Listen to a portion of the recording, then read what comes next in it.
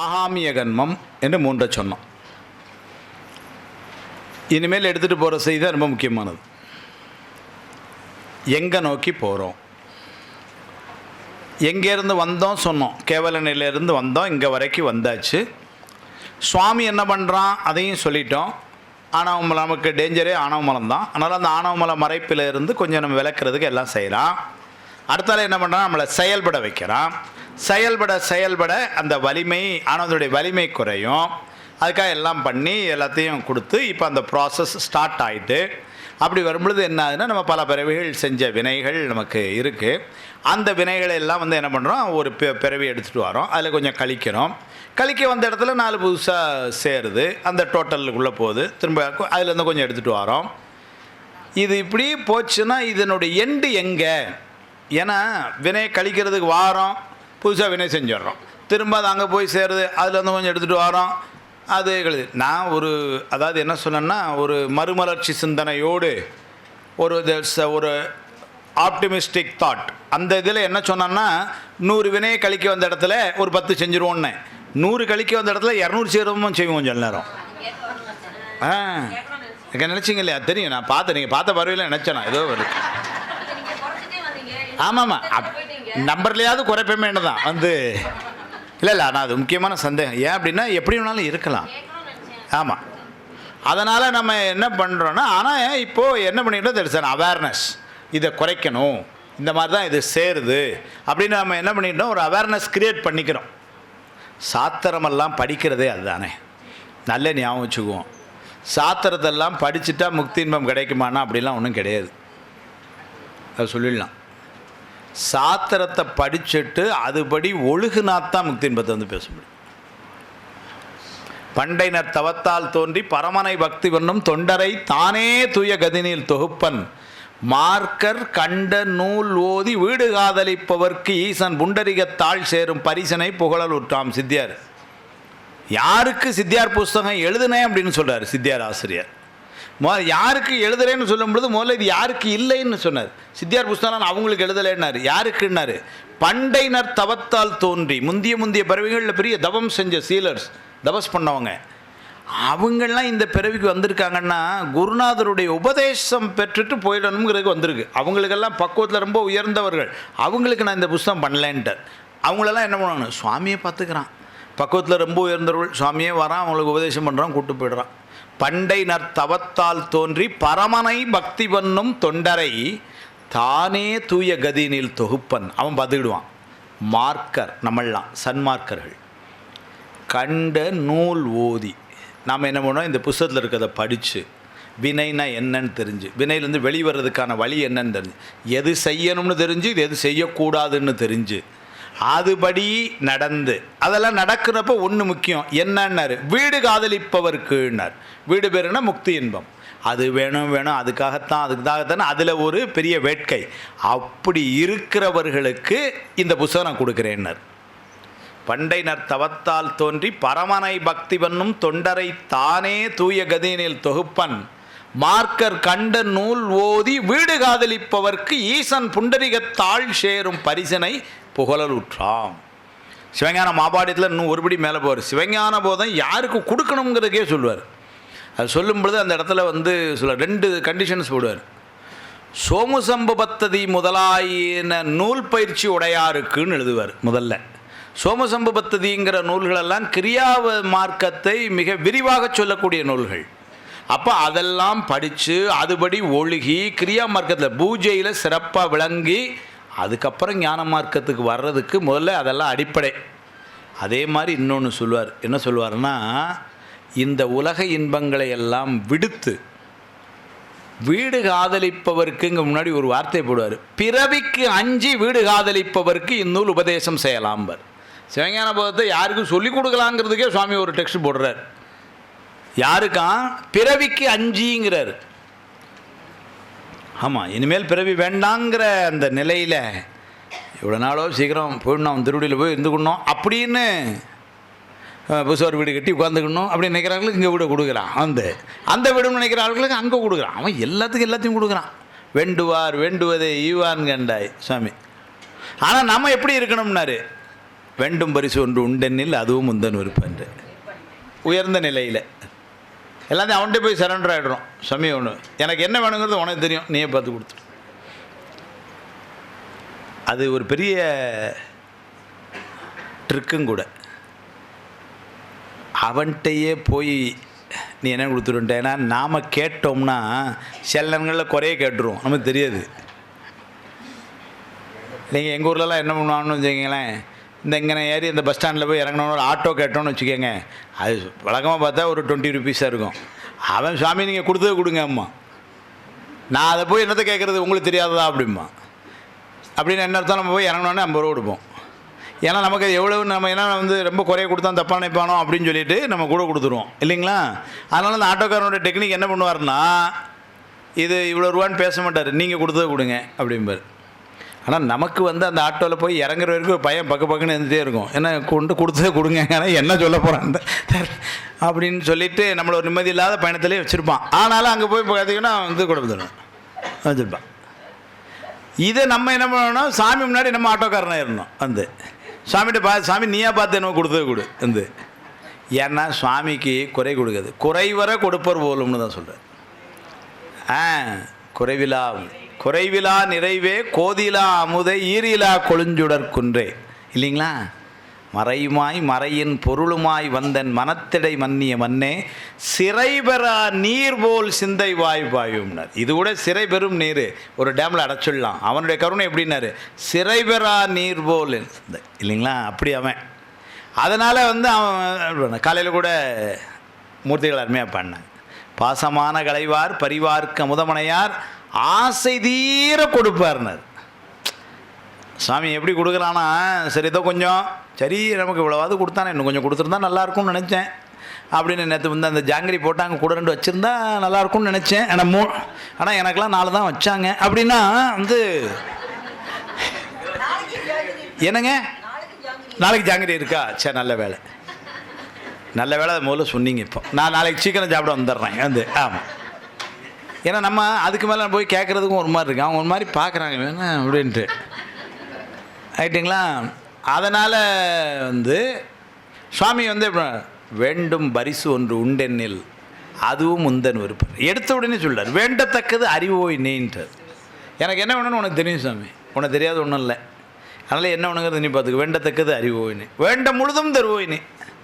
அதனால் வேண்டும் பரிசு ஒன்று உண்டெனில் அதுவும் முந்தன் விருப்பம். அன்றே என்ற நாவியும் உடலும் உடமையெல்லாமும் குன்றே அணையாய் என்னை ஆட்கொண்ட போதே கொண்டிலையோ இன்றோர் இடையூறு எனக்கு உண்டோ எந்தோள் முக்க நெம்மானை நன்றே செய்வாய். பா எப்படி சொல்லி போயிட்டார் இல்லைங்களா. இப்படிலாம் சொல்கிறார் எல்லாத்தையும்.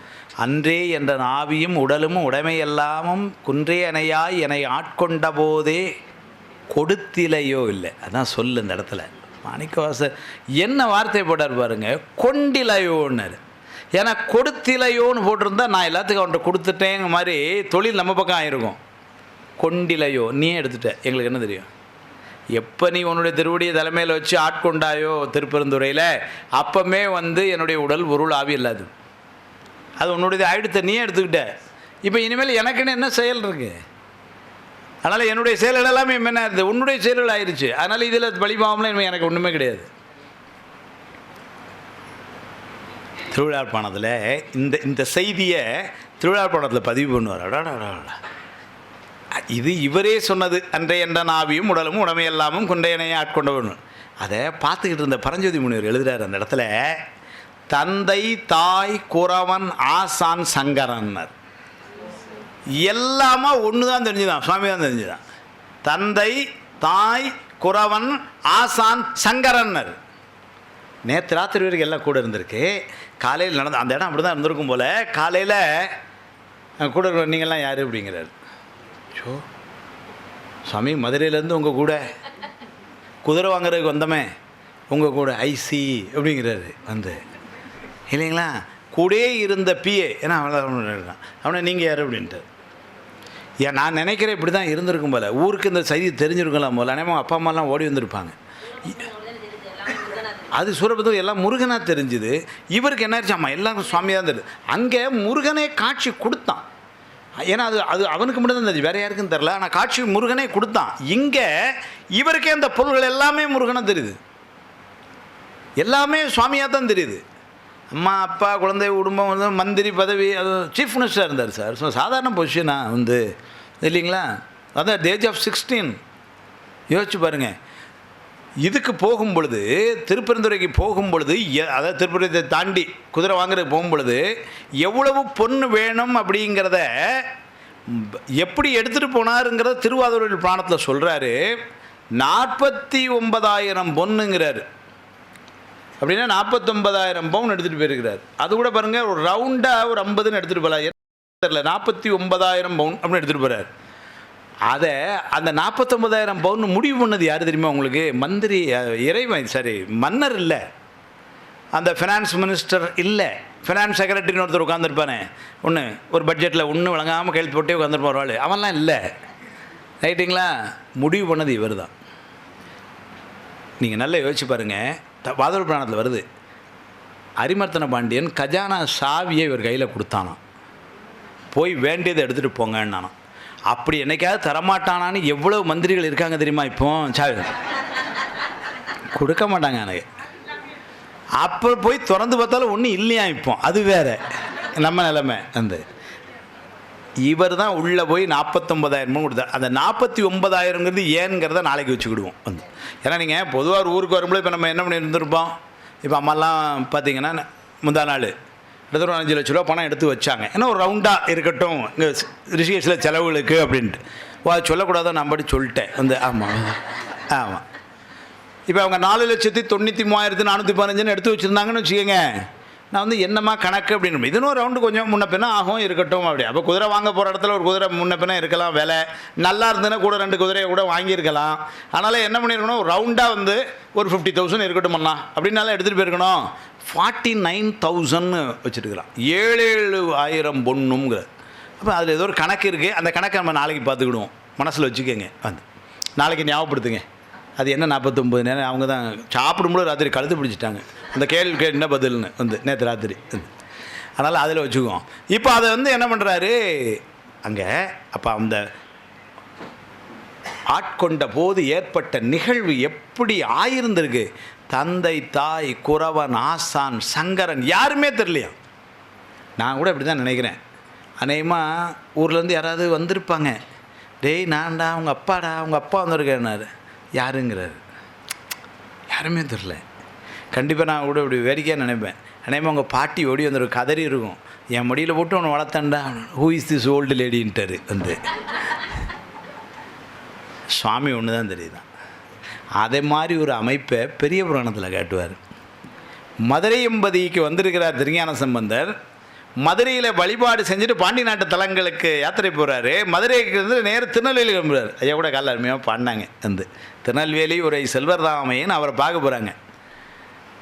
மதுரை தாண்டின உடனேயே அவருக்கு நேராக திருநெல்வேலி கோயில் கோபுரம் தான் தெரிஞ்சுதான். நம்ம மதுரையில் கிளம்புன உடனே அடுத்தால A to B எங்கே இருக்குது, அதான் ஒரு காஃபி ஷாப். இல்லை, ஏன்னா 3 மணி நேரம் பிரயாணங்கம்மா, 180 கிலோமீட்டர் போகணும் இல்லைங்களா. ஆனால் நமக்கு அதை காட்டுறோம். A to Bயில் கொண்டு நிப்பாட்டுவான் காரை வந்து இல்லைங்களா. சுவாமி பாருங்கள், யாருக்கு என்ன வேணுமோ அதை காட்டுறான். இவருக்கு என்ன பண்ணுச்சு, ஞானசம்பந்தருக்கு இதை காட்டணும்னு இருக்கு. அதனால் என்ன பண்ணார், மதுரை கோயிலிருந்து வெளியே வந்து அவர் அதை வரும்பொழுது 150 கிலோமீட்டர் இருக்குது. 150 கிலோமீட்டர் நெல்லையப்பர் கோயில் கோபுரம் தெரிஞ்சுதான். அப்படின்னா நேற்று நான் சொன்ன மாதிரி பரஞானத்தை தரிசித்தோர் பரமே பார்த்திருப்பர், பதார்த்தங்கள் பாரார்னார். இந்த உலகத்தில் கடை எங்கே இருக்குது, சாப்பிட்டு எங்கே போகலாம், வசதியாக இருக்குமா, அதெல்லாம் ஒன்றும் பார்க்கல. நேராக எதை பார்க்கணும் சார், சுவாமி அதை கட்டிட்டான். அதே மாதிரி இவருக்கு வந்து கட்டு. அந்த அனுபவத்தை தான் மாணிக்கவாசர் இன்னொரு இடத்துல அப்படியே பதிவு பண்ணார். அந்த அனுபவம் அப்படி தான் இருந்ததுங்கிறத. எல்லாம் முடிஞ்சுது கிட்டத்தட்ட. அதாவது மதுரைக்கெல்லாம் வந்தாச்சு. நான் நினைக்கிறேன் இப்படி தான் இருக்கணும் போல். அது அந்த வரலாறை படித்தா அப்படி தான் இருந்திருக்கணும். ஒரு பிரேக் எடுத்துகிட்டு வாதவூருக்கு வரார். அந்த ஒரு முறை தான் திரும்ப வாதவூருக்கு அந்த மாதிரி தெரியுது. நான் வேறு வாதவூருக்கு வரல, திரும்ப வாத ஊர், அது அவருடைய தோன்றிய ஊர். அங்கே வரார். Is birth place near Madurai. அதனால் அங்கேருந்து மினிஸ்டர் ஆகிட்டார். அப்புறம் அவருடைய அஃபிஷியல் இதில் பிஸி ஆகிட்டார். இப்போ ஒரு சின்ன பிரேக், அநேகமாக ஒரு 10 நாள் லீவ் போட்டு வந்திருப்பார்னு நினைக்கிறேன்.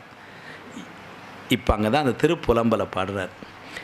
ஏன்னா இப்போ அந்த ஊரில் இருக்கிறவங்க, அதாவது பெரியவங்கள்லாம், என்னடா தம்பி இப்படி ஆயிட்டு, அவங்க அம்மா அப்பாலாம் இனிமேல் பேசியிருப்பாங்கள்ல, அவங்க ஒன்றை வச்சு ஒரு பெரிய பேர். அதனால் வந்து நம்ம சொந்தக்காரங்கள்லாம் ஃபோன் பண்ணி கேட்குறாங்க என்னாச்சு என்னாச்சுன்னு.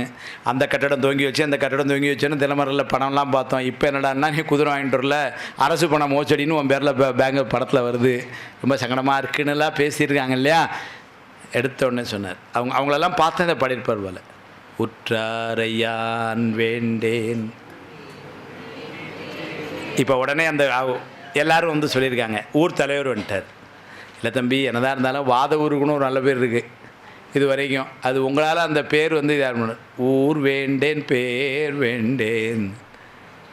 அவனுடைய கிளாஸ்மேட்டுகள்லாம் வந்துட்டாங்க பார்க்குறதுக்கு. மணிக்காசம் என்னாச்சு உனக்கு? அப்போ அவனையுமே வாத ஊருன்னு தான் இருந்திருக்கணும். அப்போ என்னாச்சு இப்படிலாம் பேசினாங்க. கற்றாரையான் வேண்டேன். சரி, படிக்கிறதுக்கு நிறைய புஸ்தகம்லாம் வச்சுருப்பேன் வீட்டில் அப்படின்னாரு. அதெல்லாம் நீங்கள் வந்து சைவ நீர் முகாம் நம்மகிட்ட கொடுத்துருங்க அப்படின்ட்டார். கற்பனவும் இனி அமையும். என்னதாண்டா வேணும் உனக்கு? ஏன்னா எல்லாரையும் வேணாங்க எனக்கு. குற்றால தமர்ந்துரையும் கூத்தாவுன் குறைகளற்கே கற்றாவின் மனம் போல. என்னம்மா கொட்டிட்டார் மனுஷன் இல்லை? அதெல்லாம் இதெல்லாம் வந்து என்னென்னா இப்போ நமக்கு ஒரு பாடம், அதுக்காக சொல்ல வந்தேன். இந்த நிலைக்கு நம்மை உயர்த்துறதுக்கு இந்த திருமுறையில் சாத்திரங்களை நம்ம கொடுத்துருச்சு நமக்கு. இப்போ அதனால் சாத்திரம் நான் படிச்சுட்டேன் அதனால் வீடு பேர் அப்படிலாம் இல்லை. சாத்திரத்தை படித்து அதுபடி ஒழுக வேண்டும். அப்போ இப்போ என்னாச்சு, சகல நிலைக்கு வந்துட்டோம். சகல நிலையில் வந்ததில் இப்போ நம்ம படித்ததில் ஒன்று தெரிஞ்சுது. சஞ்சீத கண்மம்னு ஏதோ கொஞ்சம் நிறைய இருக்குது, பிரார்த்தம்னு கொஞ்சம் வந்து எடுத்துகிட்டு வந்துருக்குறோம். இனிமேல் ஆகாமியம் செய்யக்கூடாது அப்படின்னு தெரிஞ்சிருச்சு. இருக்கட்டும், ஆகாமியம் செய்யாமல் எப்படி இருக்கணுங்கிற வழிவகைகளை நாளைக்கு வினை கோட்பாட்டில் வச்சுக்கிடுவோம். ஏன்னா ஆகாமியம் செய்யாமல் எப்படி தப்பிக்கிறது, அது வந்து வினை கோட்பாட்டில் அதை வச்சுக்குவோம். இப்போ செய்யலை அப்படி வச்சுக்கலாம். இப்போ இதிலேருந்து எப்படி வெளி வர்றது அப்படிங்கிறப்போ இதுக்கு அடுத்த நிலை, அதாவது சகலத்திலிருந்து கிளம்புறோம், சுத்தத்துக்கு போகிறோம். அடுத்த ஸ்டாப் அல்லது அடுத்த ப்ரொமோஷன் என்ன அப்படின்னா இருவினை ஒப்பு. இருவினை ஒப்பு வர வேண்டும். அப்போ இருவினை ஒப்பு அப்படின்னா நல்வினையில் ஒரு 50, தீவினை ஒரு 50, ரெண்டும் சேர்ந்து இருக்கணும். அப்படியானா அப்படி இல்லை, அப்படி இருக்கவும் முடியாது. சைவ சித்தாந்தம் ஒன்று நல்ல தெளிவாக சொல்லுது. முதல்ல மேலே லெட்ஜரில் நம்ம பேரில் போட்டு அக்கௌண்ட் போட்டிருக்கான்னு பார்த்தீங்களா, அவங்க அக்கௌண்ட் உட்காந்துருக்காங்க. அதில் வந்து என்ன ஆயிடுச்சுன்னா 2 பேஜ் இருக்கான். நம்முடைய ப்ளஸ்ஸு மைனஸ் 2 எழுதி வச்சுருக்கான். கொஞ்சம் மைனஸை இந்த ப்ளஸில் அட்ஜஸ்ட் பண்ணி மிச்சம் என்ன இருக்கோ அதை மட்டும் வாங்கிக்கங்கிறது கிடையாதான். நல்ல ஞாபகம் வச்சுக்கோங்க, அது கிடையாதான். ஆமாம், 100 நல்வினை செஞ்சுருக்கீங்க, ஒரு 16 தீவினை இருக்குது. அப்போ உங்கள் அக்கௌண்ட் ஸ்டேட்மெண்ட் கூட 100ல் 16 கழிச்சு 84 பே பண்ணுங்கள் சார்பிங்க. இங்கே அப்படி கிடையாதான். 100 நாங்கள் பே பண்ணணும், 16 நீங்கள் எங்களுக்கு பே பண்ணணும். அந்த மாதிரி தான் சைவ சித்தாந்த கணக்கு, இப்படி தான். அதனால் சுகருக்கு மாத்திரை போட்டுக்கலான்னு பார்த்துக்கிற மாதிரி ஏதோ ஒரு பாம்புனாலும் அதனால ஒரு கோயில் ஒரு யாகம் நடத்திட்டா சரியாக போய்டும் சார்னு நினைக்காதீங்க. யாகம் நடத்தின புண்ணியத்துக்கு இது கிடைக்கும், ஆனால் பண்ண பாவத்துக்கு நிற்க வச்சு அடிப்பான். அது ஞாபகம் வச்சுக்கோங்க, அது தெரிஞ்சுக்கணும். சுவாமி சொல்லிட்டார் வந்து. அதனால் 2 உண்டு. இப்போ நமக்கு வந்து என்ன ஆகுதுன்னா அடுத்தடுத்து இப்போ மேலே அந்த லெட்ஜர் இருக்குது. இப்போ நாம் இந்த பிறவியில் இதெல்லாம் அனுபவிச்சுட்டே போகிறோம். அந்த 2னுடைய கூட்டல் தான் வந்து எது அதில் இருந்தாலும் பிறவி உண்டு. முதல்ல இருந்தால் பிறவி உண்டு. நல்வினை நிறைய இருந்தாலும் பிறவி உண்டு வந்து. அந்த வினைனா நல்வினைனா என்ன, தீவினைனா என்ன, அதெல்லாம் நாளைக்கு வினை கோட்பாட்டில் வச்சுக்கிடுவோம். இப்போ பிறவி உண்டு, சரி தெரிஞ்சுக்கிடுவோம். இப்போ ஒன்று மட்டும் தெரியுது, வினை செய்யக்கூடாது தெரியுது. அப்போ எப்படி செய்யாமல் இருக்கிறது, அல்லது செஞ்ச 2 எப்படி இப்போ கழித்து அவன்கிட்ட ஒரு ரைட் ஆஃப் பண்ணுறதுக்கு என்ன செய்யணும், அவன்கிட்ட போய் தள்ளுபடி பண்ணுறதுக்கு கேட்கணும், அது என்ன செய்யணும், அதெல்லாம் நாளைக்கு வச்சுக்கிடுவோம். வினை தள்ளுபடி நாளைக்கு வந்து ஆடி தள்ளுபடி மாதிரி நாளைக்கு ஆவணி மாசப்பருவனைக்கு வினை தள்ளுபடி வந்து அப்படி வச்சுக்கிடுவோம் வந்து. ஆமாம், அதனால் இப்போ வந்து என்ன ஆயிடுச்சு, இதெல்லாம் இந்த பிறவி இதெல்லாம் முடிஞ்சுது. இந்த பிறவி முடிஞ்சு திரும்ப நம்ம மேலே அங்கே போகிறோம். அங்கே மேலே போய் இது பண்ண உடனே அடுத்த பிறவிக்கு இப்போ நம்ம தயாராகிறோம்.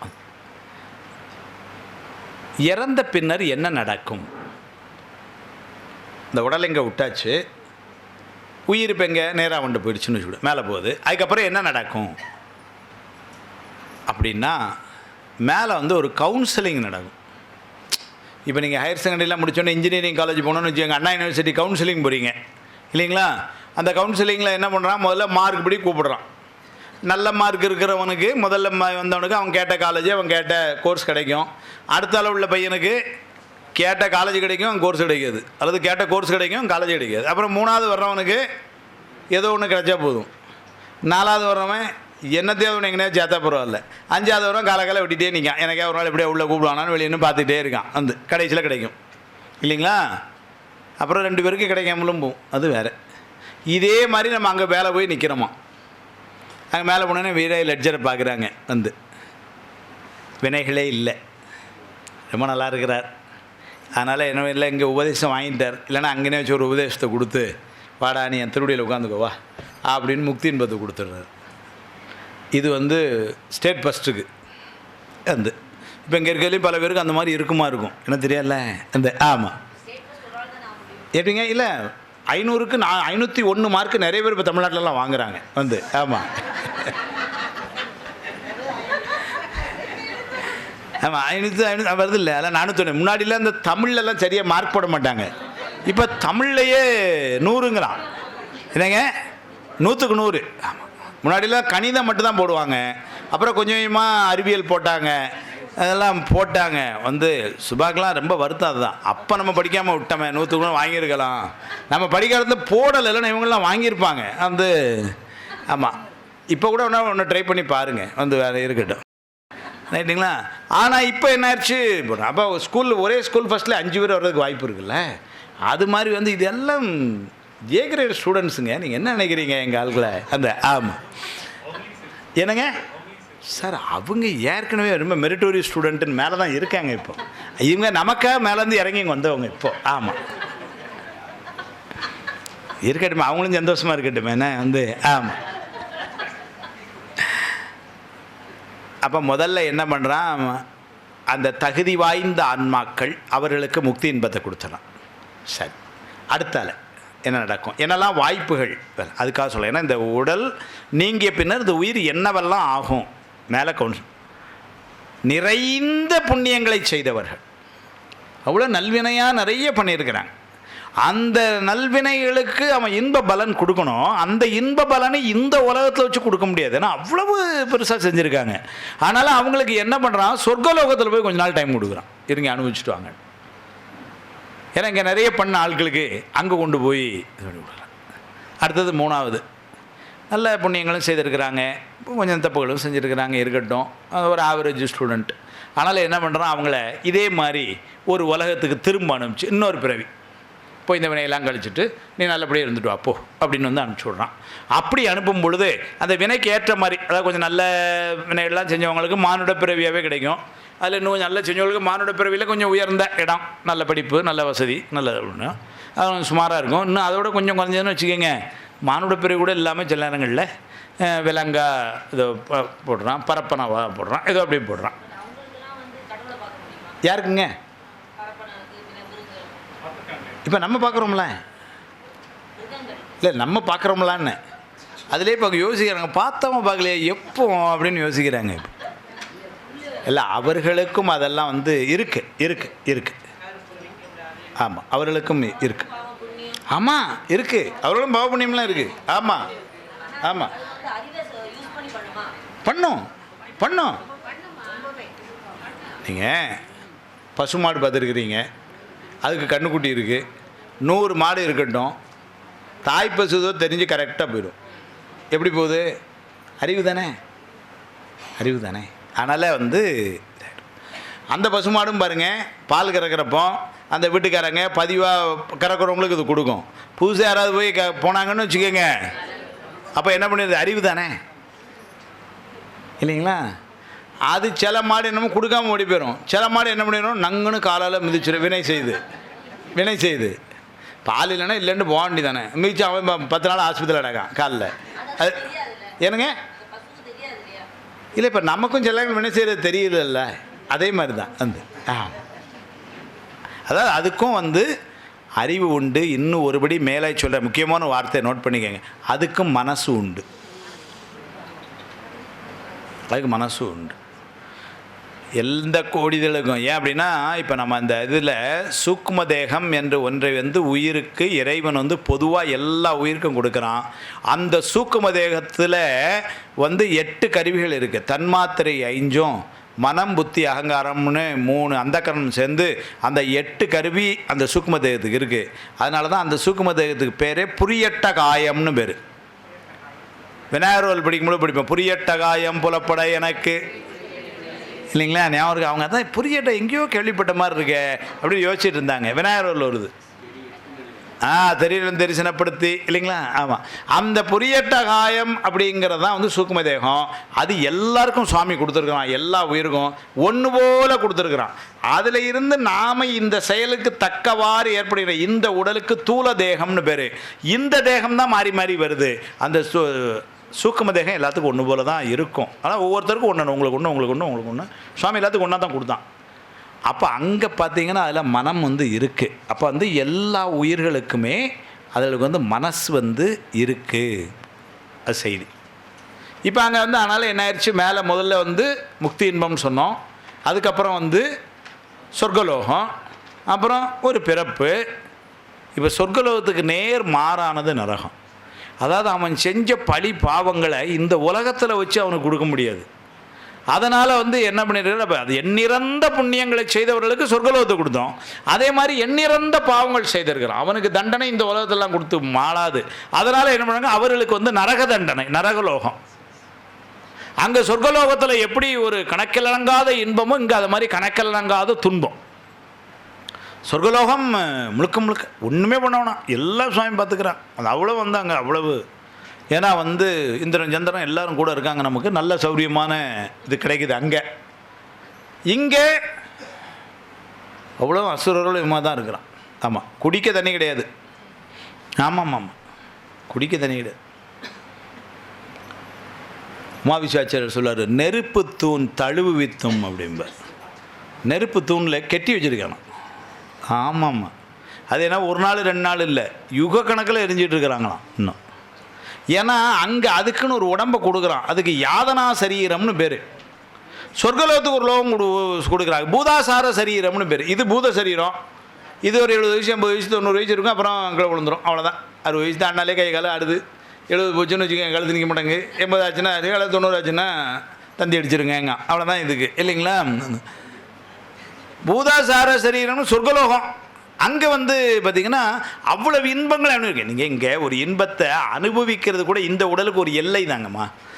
உதாரணத்துக்கு மேலே அதை சொன்னோம், சும்மா வேடிக்கையாக சொன்னோம். அந்த மைசூர்ப்பா அப்படின்னு ஆரம்பித்தோம். மைசூர்ப்பா வந்து பார்த்திங்கன்னா 1 சாப்பிட்லாம், 2 சாப்பிட்லாம், 3ஆவது கொடுத்தோன்னா இல்லை சார் ரொம்ப திகட்டுது, இல்லை வேணாம் அப்படின்னு சொல்லிவிடும். ஏன்னா இந்த உடல் அதுக்கு மேலே திகட்டிவிடும்.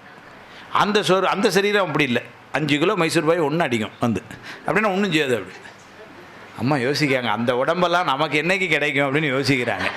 அங்கே சுகரும் கிடையாது, கொலாஸ்ட்ரலும் கிடையாது, ஒன்றும் கிடையாது. அந்த சொர்க்கலோகம் சும்மா புரியிற காய்ச்சும். இதுக்கு நேர் மாறானது நரகலோகம். அது எப்படி அந்த உடம்புன்னாரு, எவ்வளவு அடித்தாலும் சாகாது.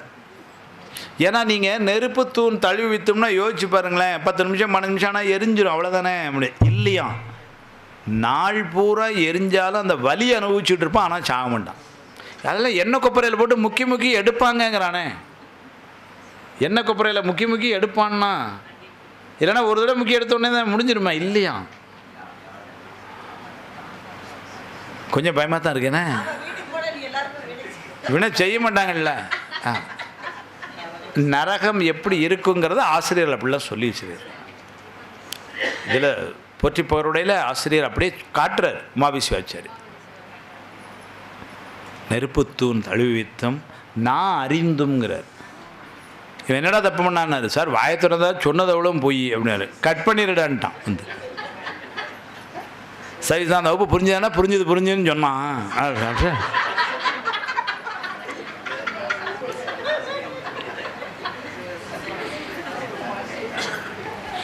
அதில் பொய் சொன்னாம்னு வச்சுக்கோங்க, அங்கே என்ன பண்ண நாக்கை கட் பண்ணிடுவாங்க. ஈரா உன் ஊனை தின் என்று அடித்தும் அப்படின்னா, ஏன்னா பசிக்குது அப்படின்னா உன் உடம்புலே கொஞ்சம் வெட்டி வேணா சாப்பிட்டுக்கிட அப்படின்னு அடிக்கிறான். ஏன்னா மாமிசம் சாப்பிட்ட ஆட்களுக்கு மேலே ஈரா உன் ஊனை தின் என்று அடித்தும் நான் அறிந்தும் கண் உரித்துங்கிறான். மத்தியான வகுப்பில் தூங்கின ஆட்கள்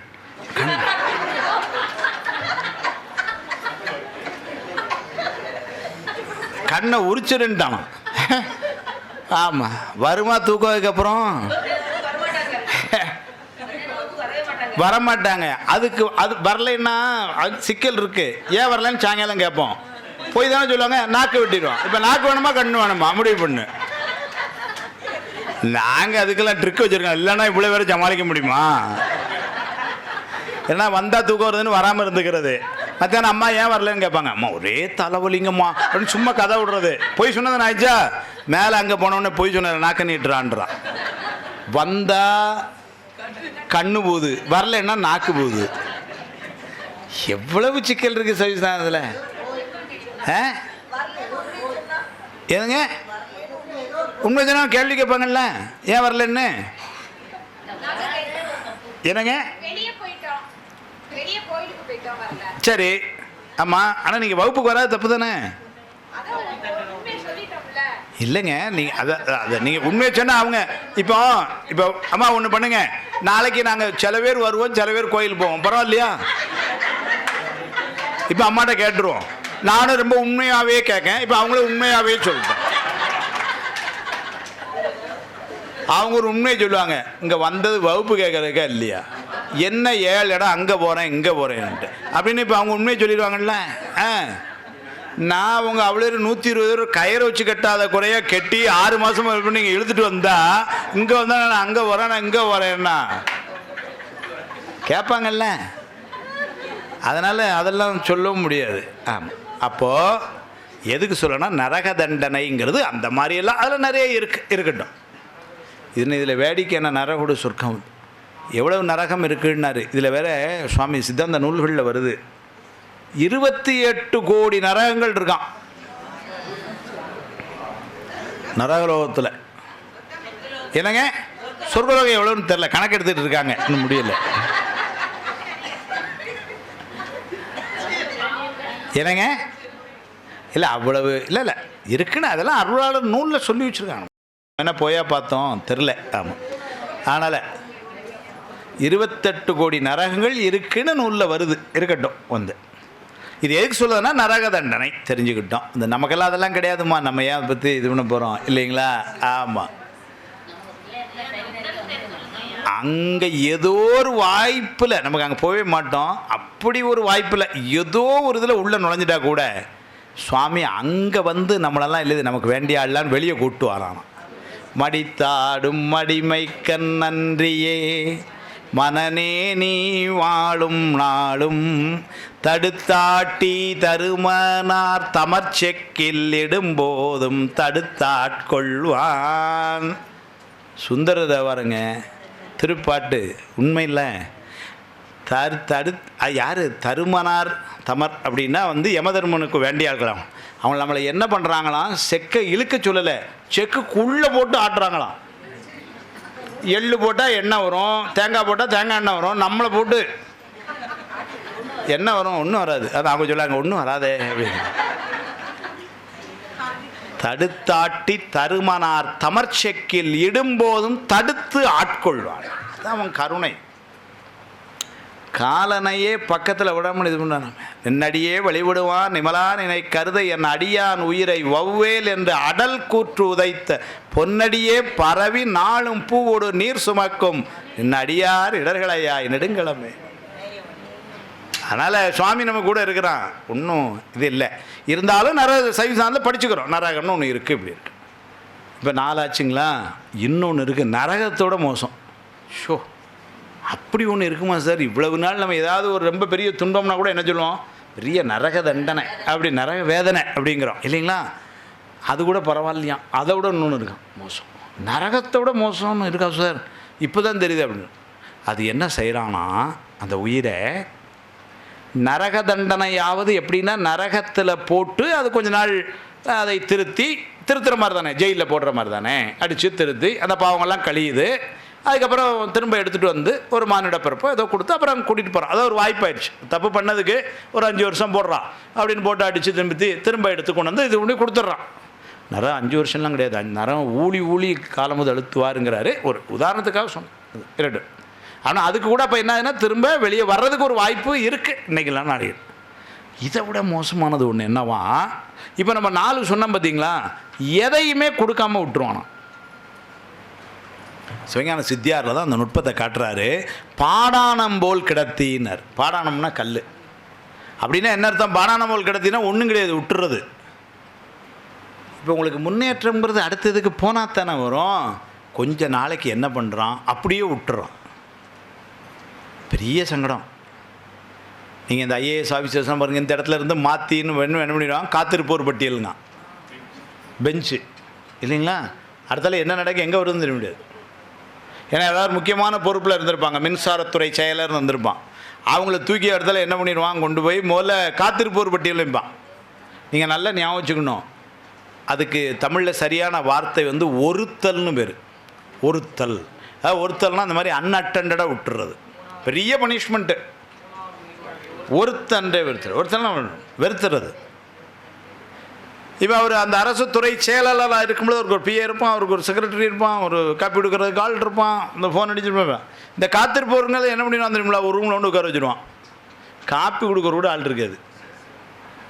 முந்த நாள் வரைக்கும் நமக்கு செல்யூட் அடித்தான் பார்த்தீங்களா அந்த செக்ரட்டரியை, அப்போ நமக்கு இப்போ நம்மளை என்ன உட்கார வச்சுட்டாங்களாம்ல வந்து விசாரிச்சுட்டு போவான். இதுதான் நிலமை. இதை மற்ற உயிரெலாம் கேட்கும், என்ன ஒன்றும் கொடுக்காமல் போட்டானோம்ல அப்படிங்கும் பொழுது. இப்போ நம்ம பையன் பரீட்சையில் ஃபெயிலு, பக்கத்துக்கார வந்து கேட்பான், என்ன பையன் ஃபெயிலாம்ல அப்படின்னு. இவ்வளோ நாள் படிக்கும்போதெல்லாம் ஒன்றும் கேட்கல வந்து. ஏன்னா அது ஒரு நம்மளே ஒரு சங்கடத்தில் இருக்கிறோம். அதை வந்து கேட்டு போகிறதுல ரெண்டு பேருக்கும் ஒரு சந்தோஷம். ஆமாம், இருக்கட்டும். அதனால் வந்து இது ஒருத்தல் என்ன பண்ணுறான், போட்டுறான். இப்போ நீங்கள் ஒரு பள்ளிக்கூடமே இருந்ததுன்னு வச்சுக்கிங்களேன். ஒரு பள்ளிக்கூடத்தில் 4 ரோ ஸ்டூடெண்ட்ஸ் உட்காந்துருக்காங்க. மொதல் ரோவில் இருக்கவங்களாம் நல்ல படிக்கிற பையனாக இருப்பான், முக்தி இன்பம் போகக்கூடிய பையனாக இருப்பான். அதனால் ஆசிரியருக்கு அவனை பற்றி கவலையில் வந்துடுவான். இந்த 2வது ரோவில் இருக்கவன் ஓரளவுக்கு நல்லா படிப்பான், ஒரு 70-80 எப்படியும் வாங்கிடுவான். இந்த 3வது ரோவில் ஒரு கேஸ் உட்காந்துருக்கோம், ஒரு மாதிரி டீச்சர் சொல்லுதை கேட்டு படித்து பாஸ் பண்ணுற மார்க்கம் வாங்கிடுவான். நம்ம பண்ணுவது 4வது பெஞ்சில் ஒரு கேஸ் இருக்கும் வந்து, அது அநேகமாக பெயில் தான் இல்லைங்களா. அந்த 4வது பெஞ்சில் இருக்கவன டீச்சர் என்ன பண்ணுவாங்க, அதில் 2 பேரும் இங்கே வாடா அப்படின்னு சொல்லி அவன் பக்கத்தில் கொண்டு வந்து உட்கார வச்சுடுவாங்க. டீச்சர் பக்கத்தில் கீழே உட்கார வச்சுருப்பாங்க. அவன் போர்டில் எழுதும் பொழுதே எழுதானான்னு பார்த்து அவன் எழுதியிருக்க மாட்டான். அவனை மண்டையில் அங்கனையே குட்டி அவனை எழுத வச்சு நரக தண்டனை அடி தான் அவனுக்கு டெய்லி. ஆனால் கடைசியில் பாஸ் ஆயிடுவான். இன்னொரு டிக்கெட் என்ன பண்ணுவாங்கன்னா, டீச்சர் வந்தவனை பேரை சொல்லி அட்டண்டன்ஸ் போட்டு, தம்பி அவனை போட்டாச்சு, யாரையும் கெடுக்காமல் அப்படியே வெளியே போயிருமோ இல்லை, அந்த பள்ளிக்கூடத்துக்குள்ளே அலோவ் பண்ணல, ஆனால் அட்டண்டன்ஸ் போட்டாச்சு, போய்ட்டு வா. ஏன்னா நீங்கள் எந்த ஒருத்தனும் பிடிக்க மாட்டான், போ அப்படி இப்போ கங்கை கரைக்கு போய்ட்டு அப்போ அப்படின்னு சொல்லி அனுப்பிச்சி விட்றான். இதுதான் வந்து ஒருத்தல். ஆனால் இங்கே அவன் மொத்தமாக இழந்துடுறான் படிப்பை. ஆனால் அங்கே சுவாமி அப்படி விடுறதில்லை. கொஞ்ச நாள் ஒருத்தல் வச்சிருந்து, ஒன்றும் போதா நாயேனை உய்ய கொண்ட நின்கருணை இன்றே இன்றி போய்த்தோதான் ஏழை பொங்க. அதுக்கு முந்தின பாட்டில் சொல்லுவார். ஒருத்தல்ங்கிறத அங்கேயே அப்படி சொல்லுவார். ஏன்னா ஒருத்தால் ஒன்றும் போதுமேங்கிறார். ஏன்னா நீ வந்து என்ன ஒருத்தன்னா அது ஒன்றுப்பா இப்போ அது மட்டும் பண்ணிடாதேங்களே அப்படின்னு. அப்போ என்ன ஆயிடுச்சு, இந்த உயிரானது மேலே போனதுக்கப்புறம் பார்த்திங்கன்னா இப்போ நம்ம 5 நிலையில் எது வேணாலும் நடக்கலாம். அது எதை பொறுத்து நடக்குன்னா நம்முடைய வினையை பொறுத்து நடக்கு. ஸ்கோர் வந்து நேராக மேலே போகிற மார்க் இதுதான், இதை வச்சுட்டு தான் மேலே போகிறோம் இப்போது. அதனால் நம்ம செய்ய வேண்டியது என்னென்னா இருவினை ஒப்பு. அப்படின்னா இருவினை ஒப்புன்னா என்ன அர்த்தம் அப்படின்னா, இந்த வினைகள் விட்டு நீங்குகின்ற நிலை அப்படின்னா வேறு ஒன்றும் இல்லை. நாம் அப்போதே சொன்னோம், ஒரு விருப்பு வெறுப்பு ஆற்றல், அதனால் நம்ம ஒரு செயல் செய்கிறோன்னு. இந்த விருப்பு வெறுப்பு ஆற்றல் உள்ளடங்கி அப்படின்னா வந்து ரொம்ப இன்பமான ஒரு நிகழ்வுலையும் பெருசாக போய் மகிழ்ச்சி கொள்ளலை, துன்பமான ஒரு நிகழ்ச்சியில் போய் ரொம்ப துவண்டு விடவும் இல்லை, எல்லாம் சரி அப்படின்னு எடுத்துக்கக்கூடிய ஒரு பக்குவம். இப்போ வயசான பெரியவங்க அந்த மாதிரிலாம் இருக்கிறாங்க, இருக்கட்டும் அப்படின்ட்டு. ஏதோ ஒரு நிகழ்ச்சியில் கூட அவங்க வருத்தமும் இல்லை அவங்களுக்கு, இதில் போய் ரொம்ப இதுவும் இல்லை அப்படி வந்து எடுத்துக்கிறக்கூடிய ஒரு அந்த நிலைக்கு தான் இருவினை ஒப்புன்பர். நல்வினையினால் வருகின்ற இன்பத்தையும் தீவினையினால் வருகின்ற துன்பத்தையும் ஒரு சேர பாவித்தல், இதுதான் இருவினை ஒப்பு. பெரியவங்க இருப்பாங்க அப்படி, பக்குவத்தால் உயர்ந்தவர்கள் அப்படி இருப்பாங்க. நீங்கள் பாருங்கள், பெரிய ஒரு வெற்றி கொண்டாட்டமாக ஏதோ ஒரு செய்தி இருக்கும், அதுக்கும் சரி இருக்கட்டும் அதனால் என்ன அப்படின்னு தான் இருப்பாங்க. ரொம்ப ஒரு பெரிய ஆட்டம்லாம் போட மாட்டாங்க வந்து, ஏன் உங்களுக்கு இவ்வளோ பெரிய பதவி கிடச்சிருக்கேன், இல்லை இருக்கட்டும் அது என்ன என்னமோ பண்ண சொல்கிறாங்க பண்ணுறேன் நமக்கு அப்படின்னு ஒரு பெரிய பதவி கொடுத்த அப்புறமும். அதே மாதிரி அப்புறம் ஒரு 5 வருஷம் கழிச்சு ஏதோ ஒன்று எடுத்துட்டான். அடுத்தோட இப்போ மினிஸ்டர் ஆகிட்டார்னு வச்சுக்கங்களேன். ஆனால் நீங்கள் மினிஸ்டர் ஆகிட்டீங்க, அதான் எல்லாம் இருக்கட்டும், அதெல்லாம் எல்லாம் மக்கள் எல்லோரும் நம்மளை நம்பி கொடுத்தாங்க, நமக்கு என்ன இருக்குது மக்கள் பணி, அதனால் செய்கிறேன். இது இருநூறு. அடுத்த எலெக்ஷனில் எம்எல்ஏ எலெக்ஷன்லேயே தோத்தாச்சு வண்டி, அல்லது சீட்டே கொடுக்கல கட்சியில், இருக்கட்டும் மக்கள் பணி, அதனால் என்ன, இதுதான் இருவினை வைப்பான். ஜெயிச்சா அட்ரா அடி அப்படின்ட்டு, தோத்தா அப்படிற அப்படின்னா இல்லை, இருவினை வைப்புங்கிறது. ஆனால் இது நல்ல ஞாபகம் வச்சுக்கோங்க. இப்போ நம்மெல்லாம் எங்கே இருக்கிறோன்னா சகல நிலையில் இருக்கிறோம். நல்ல வேளை யாரும் இப்போ கேவலத்தில் இல்லை, கேவலத்துலேருந்து சகலத்துக்கு வந்தாச்சு. நம்ம பெரிய முயற்சி எடுக்காமலே வந்தாச்சு. ஏன்னா சாமி கொண்டு வந்து சேர்த்துட்டான். இப்போ நம்ம சார் அதே கேட்குறீங்க, கேவலத்துலேருந்து ஒரு 15 வருஷம் படாத பாடு பட்டு சகலத்தை வாங்கிட்டு வந்தேன் இப்போ அப்படின்னு யாரும் சொல்கிறதுக்கு ஒன்றும் இல்லை, அது சுவாமியை கொடுத்துட்டான். ஆனால் சகலத்துலேருந்து சுத்தம் போகிறதுக்கு பேசாமல் உட்காந்துருக்கக்கூடாது, வேலை செய்யணும். இப்போ அப்போ இப்போ என்னாச்சுன்னா, இப்போ அடுத்தது நமக்கு வர வேண்டியது என்ன, இருவினை ஒப்பு. அப்போ இருவினை ஒப்பு அப்படிங்கிறது எப்படி வரும் அப்படின்னா, எல்லா நிகழ்வுகளையும் சரி திருவருள் தந்துன்னு எடுத்துக்கிறோம். இன்றைக்கி ரிஷிகேஷில் இருக்கிறோம், சாமி கொடுத்தான், நம்முடைய முயற்சி அப்படிலாம் இல்லை. நம்முடைய முயற்சி இல்லைங்கிறது நல்லாவும் தெரிஞ்சுது. 2 வருஷத்துக்கு முன்னாடி மே மாதம் ஏர்ப்ளைன் டிக்கெட் வரைக்கும் போட்டு புஷ்ஷு போட்ட பணமும் சேர்ந்து புஷ்ஷு இல்லைங்களா, இல்லைங்களா? ஆமாம். அப்படின்னா என்ன அர்த்தம்? அதையும் நம்ம என்ன எடுத்துக்கிட்டோம், சரி போகலான்னு நினச்சோம், மகிழ்ச்சி, போகலை மகிழ்ச்சி, கிடைச்சா சந்தோஷம், கிடைக்கலன்னா ரொம்ப சந்தோஷம், இப்படி அப்படி எடுத்துக்கிறது. இது நேற்று கூட சொன்னேன், இதுவோ எமை ஆளுமாறு ஈவதொன்றமக்கு இல்லையேல் அதுவோ உணதின்னருள் ஆவடுதுறை அரணை. அதனால் நமக்கு ஒன்று எல்லாம் பெருமான், இப்படி எல்லாத்தையும் பெருமான் பக்கம் தள்ளி விட்டோம்னு வச்சுக்கிங்களேன், அதுதான் இருவினை உப்பு. ஞானிகள்லாம் அப்படி தான் இருப்பாங்க. அப்போ நாமும் அந்த நிலைக்கு வரணும்னு இப்போ தெரிஞ்சுக்கிட்டோம். அதான் ஞானிகள் அப்படி தான். திருவுந்தியார் சாத்தனை சொல்லுது, அவங்களாம் எப்படி இருப்பாங்கன்னா, நம் செயலற்று இந்த நாமற்ற பின்னாதன் தன் செயல் தானே என்று உந்தி பெற தன்னையே தந்தான் என்று உந்தி பெற. நம் செயலற்று இந்த நாம் அற்ற பின், இது என்னுடைய செயல். இப்போ நானாக இங்கே பேசிகிட்டு இருக்கிறேன், அப்படிலாம் ஒன்றும் இல்லை, சுவாமி பேச வைக்கிறார், நம்ம பேசுகிறோம். நம் செயலற்று இந்த நாமற்ற பின், என்னுடையது, எனது, என் ரூமு, எனது, என்னுடைய, அப்படிலாம் ஒன்றும் இல்லை. இப்படியெல்லாம் ஒன்று நடக்குன்னா தன் செயல் எல்லாம் சுவாமி. நாதன் தன் செயல், நாதன்னா தலைவன் சுவாமி. நமச்சிவாய வாழ்க, நாதன் தாழ் வாழ்க, அப்படி தானே சொல்கிறோம். நாதன்னா சுவாமி தான். அதனால் இது எல்லாம் இங்கே இப்போ நடக்குதுன்னா சுவாமி செயல். இப்போ இன்றைக்கி நேற்றுக்கு ஆரம்பித்தோம், அருமையாக திருமுறை கேட்குறோம், சுவாமி இதை பேசுகிறாங்க, நமக்கு அதை கேட்குறோம், கங்கையை பார்க்குறோம் இல்லைங்களா, இதை சவிசாந்தம் கேட்குறோம், இவ்வளவு நடந்துக்கிட்டு இருக்குன்னா உண்மையிலே பாருங்கள், அது சுவாமி செயல் தான். யாரையும் ஒருத்தர் 2 பேர் முயற்சியில் அப்படி செய்ய முடியுமா? அம்மா ஒரு கருவியாக இருந்து உதவி பண்ணாங்க, ஆனால் அது சுவாமி செயல். நேற்று காலையில் 2 மணி நேரம் சவிசாந்தம் பேசணும், நேற்று சாயங்காலம் 1 மணி நேரம் திருவாசம் பேசணும், இப்போ காலையில் 2 மணி நேரம் திருவாசம், 5 மணி நேரம் சவிசாந்தம் பேசுகிறோம், ஒன்றும் புரியலை. என்ன காரணம்? திருவருள்.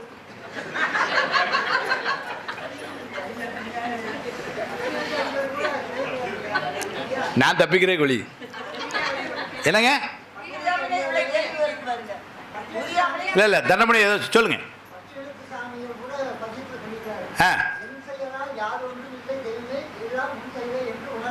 அவ்வளோதான்.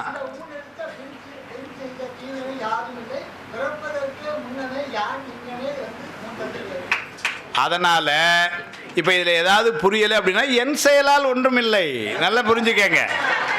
இறைவா உன் செயலே, அவ்வளோதான். அதை பட்னத் சுவாமிகள்கிட்ட வாங்கி பாமன் சுவாமிகள் அப்படியே போட்டார். சமாதான சங்கீதம்னு ஒரு நூல் சொல்கிறார், அதில் போட்டார், என் செயலால் ஆவது ஒன்றும் இல்லை என்றே நின்றால் ஏதும் துயர் இல்லையேனர். என் செயலால் ஆவது ஒன்றும் இல்லை என்றே நின்றால் ஏதும் துயரில்லையே, இந்த சூதை அருகிலையேனர். இவ்வளோ நாள் தெரியாமல் போச்சுங்கிறார். நீங்கள் நல்லா யோசிச்சு பாருங்கள். நான் அடிக்கடி சொல்ல, அம்மா அப்போ அதோட நேற்று கூட சொன்னாங்க, ஏதோ கூட்டு பொரியல்லாம் சொல்லிகிட்டு இருந்தாங்க. அப்போ நாளைக்கு கூட்டு பொரியல், இப்போ இன்றைக்கி சாம்பார் வச்சுருவோம். முதல்ல நம்ம சாம்பார் வைக்கிறோம் வீட்டில் இல்லைங்களா. சாம்பார் வைக்கிற முறைங்கிறது ஏற்கனவே சொல்லி கொடுத்துருக்காங்க, அப்படி தான் வைக்கிறோம். இவ்வளோ பருப்பு போடணும், இவ்வளோ தண்ணி ஊற்றணும், இவ்வளவு புளி ஊற்றணும், எதுவும். நீங்கள் நல்லா யோசிச்சு பாருங்கள், மனசில் இப்படி கை வச்சு சொல்லுங்கள். ஒரு நாள் வச்ச சாம்பார் மாதிரி இன்னொரு நாள் அமைதியாக பாருங்கள், இல்லவே இல்லை. என்ன காரணம்?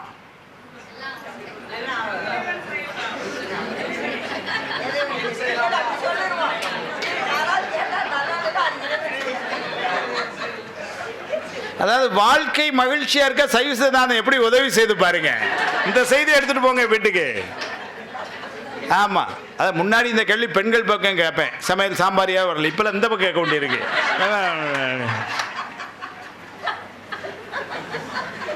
அதாவதுங்க அந்த செயலுக்கு நாம பொறுப்பெடுக்காம அது சுவாமியுடைய பொறுப்பு, பிறருடைய பொறுப்புன்னு. பொதுவாகவே பாருங்க, நமக்கு வருத்தம் ரொம்ப குறைவு. சாம்பார் நல்லா இருந்தாலும் மகிழ்ச்சி, நல்லா இருந்தாலும் ஒன்றும் இல்லை, ஏன்னா சுவாமி அப்படின்னு இருந்துட்டோம்னா நாம். இல்லைன்னா என்ன ஆகுதுன்னா, நல்லா இருந்த அன்னைக்கு ரொம்ப மகிழ்ச்சியோட, நல்லா இல்லாத அன்னைக்கு ரொம்ப வருத்தப்பட்டுக்கிறோம் வீட்டுக்குள்ளே ஒருத்தர். என்னங்க நாக்கு செத்து போச்சுண்ணே பாருங்க. இல்லை, செயலுக்கு எப்போ நம்ம பொறுப்பெடுக்காமல் பிறருடைய பொறுப்பில் விட்டோமோ அப்பமே அதனுடைய இன்ப துன்பம் நம்மை தாக்குவதில்லை. ஆமாம், அதனால் இது நடக்குதுன்னா சரி அம்மா நடத்துகிறாங்க, சரி சுவாமி நடத்துகிறார் அப்படின்னு நம்ம போயிட்டே இருந்தோம்னு வச்சுக்கிங்களேன், இதில் நமக்கு எந்த ஒரு பாதிப்பும் இல்லை. செயலுக்கு நாம் பொறுப்பு எடுக்கும் பொழுது தான் ஒரு கணவன் மனைவியும் ஊருக்கு போய்ட்டு 10 நாள் கழித்து வீட்டுக்கு வந்தாங்க. வீட்டுக்கு முன்னாடி ராத்திரி 8:30 9 மணி. வாசல் இருந்த லைட் ஏற்கனவே உள்ளே சுவிட்ச் ஆஃப் பண்ணிட்டாங்களா, லைட்டு இல்லை. அதனால் இப்போ என்ன ஆகுதுன்னா, அந்த வீட்டை கதவு திறக்கணும். அந்த அம்மா கையில் சாவி இருந்தது. ஒரு 10 வாட்டி இப்படின்னு போச்சு, சாவி திறக்க முடியல. உடனே நீங்கள் திறங்க அப்படின்னு. அதாவது இவர் ஏதோ அந்த டார்ச் லைட்டை பிடிச்சி அடிக்காரு, அதை வச்சுட்டு அந்த அம்மா திறக்க முடியல. இப்போ சரி கொண்டாங்க லைட்டை அந்த நாடிங்க, நீங்கள் பிடிங்க அப்படின்னு அந்த அம்மா டார்ச் எடுக்க அந்த ஆள் இப்படி திறந்தார். சரியாக முதல் வாட்டி திறந்துட்டார். இந்த அம்மா சொல்லிச்சு, பார்த்தீங்களா ஒழுங்காக எப்படி டார்ச் அடிக்கணும் இப்போ தான் தெரியுது பாருங்க அப்படின்னு. ஒரு டார்ச் லைட் அடிக்க ஒழுங்காக தெரியுதா உங்களை கட்டிக்கிட்டு அப்படிங்க. அது சொல்லலை. அப்போ செயலுக்கு நம்ம எடுக்காமல் அடுத்தவங்க மேலே போட்டோம்னா நிம்மதியாக இருக்குது. பார்த்தீங்களா, ஒரு பூட்டை ஒழுங்காக தெரில சனியனை அப்படின்னு அவந்தால் கேட்கல. அவன் பார்த்தான் சரி கதவு திறந்தா போதும், இல்லைன்னா வெளியே வச்சு சண்டை போட்டு நடக்கணும் அப்படின்னு சார்தான்ட்டு அவன். ஏன்னா அவன் நல்ல இருவினைப்பு வந்தாள் ரைட்டு அப்படின்ட்டு போயிட்டே இருக்கிறான். அதனால செயலில் என்ன பண்ணணும் நம்ம, இதை என்ன சொல்கிறாங்க ஞானிகள், இதைத்தான் இந்த செயலை சுவாமி மேலே வச்சுடுங்க. எல்லாம் திருவள்ளுவர், எல்லாமே திருவள்ளுவர். பாட்டு வித்தால் பாடுகின்றேன், ஆட்டு வித்தால் ஆறு ஒருவார் ஆடாதாரு அப்பர் சுவாமிகள் இல்லைங்களா, எல்லாரும் சொல்லிட்டாங்க. அப்பர் சுவாமிகள் ஆட்டு வித்தால் ஆறு ஒருவர் ஆடாதாரு.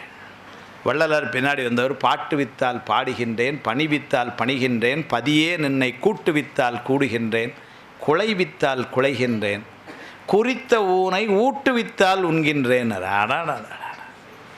இன்னைக்கு உணவு என்னங்கிறது கூட ஏற்கனவே டிசைட் ஆயிடுச்சான். அந்த உணவை கூட நீ ஊட்டுவிக்கணுங்கிறார் சார். இல்லை அப்படின்னா அது இல்லையா சொல்கிறோம்ல செல்லங்களில். சாப்பிட உட்காந்தாரு சார், கையில் சார் என்ன உலகம் சார் அப்படிங்கிறோம். அப்படின்னு அர்த்தம் அவன் ஊட்டலை. அவ்வளவுக்கு போக வேண்டாம், யதார்த்தமாக சொல்லுவோமே. நம்ம ஞாயிற்றுக்கிழமை தான் வீட்டில் உட்காந்து சாப்பிடுவோம். இப்போ அவங்க திருப்பூர் டீச்சர்லாம் இருக்கிறாங்க, தினம் காலையில் டப்பாவில் தேடி போட்டு எடுத்துகிட்டு போகிறது தான் இல்லைங்களா. ஸ்கூலில் மத்தியானம் வந்துலாம் சாப்பிட முடியுமா, இல்லை. அப்போ ஞாயிற்றுக்கிழமை தான் வீட்டில் இருக்காங்க, அம்மா இருக்காங்க, எல்லோரும் குழந்தைங்கள்லாம் இருக்கிறாங்க, அவனு சாப்பிட்லான்னு இருக்கிறான். அந்த நேரம் பார்த்திங்க எல்லாம் அவங்களுக்கு பிடிச்சதா எல்லாம் ரெடி பண்ணி வைக்கிறாங்க. ஒரு 12:45 சாப்பிட்லாங்களோ, 12:30 ஐயாவுக்கு ஒரு ஃபோன் வருது. ஒரு அரை மணி நேரம் கொஞ்சம் வந்துட்டு போக முடியும். சரி நீங்கள் சாப்பிடுங்க நான் வரேன்ட்டு போகிறார். அப்புறம் அங்கே போனால் போச்சு, அங்கே போச்சு கடைசியில் வீட்டுக்கு வரும்போது மணி 4:30 மணி. அது என்ன சாப்பாடு எழுது அவ்வளோதான் போச்சு இல்லைங்களா. அப்போ என்னாச்சு, எல்லாம் இருந்தும் அன்னைக்கு அது அமையலை. இழந்து போகாத வாழ்வை ஈயும் முத்து ஐயனார் கைவேல் வழங்கு நல் ஊன் உண்ணும் போதும் வருவான் சாமி. சாப்பிட்டுட்டு இருக்கிறப்பவும் திருவருள் சுவாமி முருகப்பெருமான் கூட நிற்கிறானாப்பா. இழந்து போகாத வாழ்வை ஈயும் முத்து ஐயனார் கைவேல் வழங்கு நல் ஊன் உண்ணும் போதும் மால் விளையாட்டின் போதும் பழஞ்சூரர் போற்றும் பாதம் பணிந்து நெஞ்சு அடக்கும் போதும் செழுங்குணத்தோடைய காக்க திடமுடன் கையில். பாதம் நெஞ்சு அடக்குதுன்னா கடைசியில் அது வரைக்கும் சுவாமி முருகப்பெருமான் கூடவே நிற்கிறானாம். வழங்கு நல் ஊன், வழங்கு நல்னா அவன் கொடுத்த உணவு, அதை கொடுத்துட்டு சரி எல்லாத்துக்கும் பார்சல் கொடுத்தா சாப்பிட்டுக்கங்க அவ்வளோதான், எதிர்பார்க்காதீங்க. என்ன 50 பார்சல் கொடுத்தாச்சு ஐயா நெக்ஸ்ட்டு அப்படி இல்லையா. அந்த பார்சலை கொடுத்துட்டு ஒவ்வொருத்தரும் சாப்பிட்றப்ப கூட நிற்கிறானா முருகப்பெருமான். வழங்கு நல் ஊன் உண்ணும் போதும் மால் விளையாட்டின். அதுதான் இவரும் சொல்றார், குறித்த ஊனை ஊட்டுவித்தால் உண்கின்றேன் அடுத்தாலும் ஒன்று சொல்லுவார், உறங்கு வித்தால் உறங்குகின்றேன். நிச்சயமாக அது ஒரு வயசுக்கு மேலெலாம் அந்த அனுபவம் வந்து, என்னமோ சார் நேற்று ராத்திரி சரியான தூக்கம் இல்லைங்கிறோம். இதை கொசு கடி இருந்தால் இல்லை, அப்படிலாம் ஒன்றும் இல்லை. காற்று இல்லையோ, ஃபேன் இல்லையோ, இல்லை நல்ல ஃபேன் ஓடித்தான் இருந்தது. என்ன ரொம்ப சத்தமாக இருந்தது, இல்லை ரொம்ப அமைதி தான். அப்புறம் என்ன தூங்கலை, என்னமோ தெரில போங்க நேற்று தூக்கமே இல்லை அப்படிங்கிறோம். இது என்னமோ தெரில தூக்கம் இல்லாமல் இல்லை, அவன் உறங்க வைக்கலை. அதனால் காலையில் சொல்லும்போது என்னமோ தெரில தூங்கலைன்னு சொல்லுவாங்க, என்னமோ நேற்று அவன் என்னை உறங்க வைக்கலை.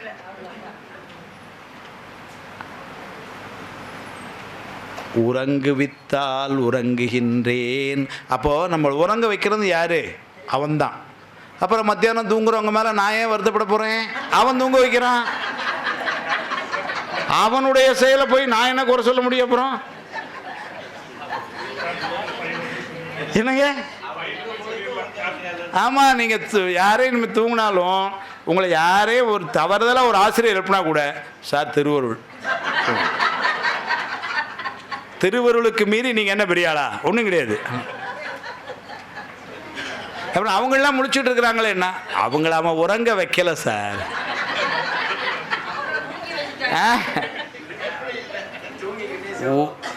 உறங்கு வித்தால் உறங்குகின்றேன். அருமையான சொல்லு.